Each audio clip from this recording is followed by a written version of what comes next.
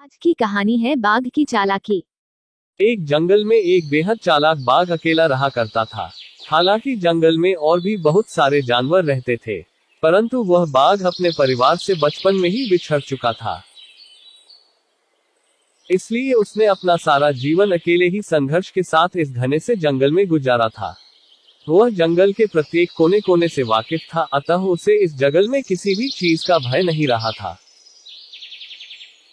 वह सारे जंगल में अकेले घूमता और जब जरूरत पड़ती अपने खाने की व्यवस्था कर ही लेता। कहते हैं ना कि पारिवारिक व्यक्ति की घर की जिम्मेदारी ही उसी की जिंदगी से उस गुमराह कर देती है, क्योंकि वह हर वक्त अपने परिवार के सदस्यों के बारे में ही सोचता है।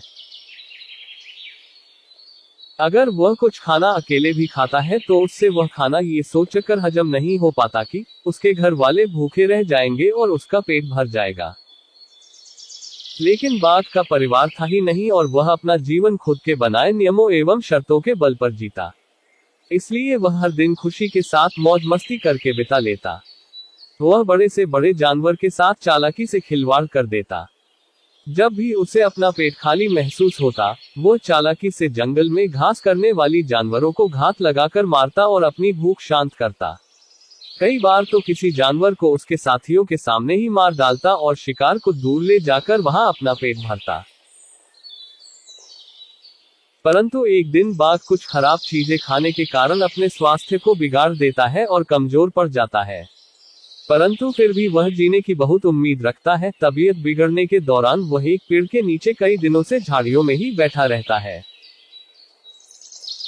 एक दिन वहां से कुछ सुअर और उसके बच्चे भोजन की तलाश में घूमने निकलते हैं, तो सुअर की नजर एक बाघ पर पड़ती है और वह अपनी माँ को बताता है कि माँ, पेड़ के नीचे झाड़ियों में एक बाघ बैठा हुआ है, जिसका हम शिकार करके अपने रात्रि का भोजन आराम से कर सकते हैं। बच्चा अपनी माँ से यह बात बोलता है, पर तेजतर्रार कानों की बदौलत बाघ ये बात सुन लेता है और एक मृत बाघ की भांति नखरे करते हुए कुछ क्षणों के लिए अपनी सांस रोककर सो जाता है। अब जैसे ही सुअर उसके मुंह के सामने जाकर उसकी नाक सूंघता है, तो वह उसे मरा हुआ समझता है और उसे अपने स्वास्थ्य के लिए हानिकारक समझकर वहां से चला जाता है। सीख इस प्रकार एक बाघ अपनी चालाकी के कारण सुअरों के मुंह से बच पाता है। हमें भी हमेशा मुश्किल वक्त पर अपनी बुद्धि का सही प्रयोग कर ऐसे निर्णय लेने चाहिए जिससे हम खुद की सुरक्षा कर सके।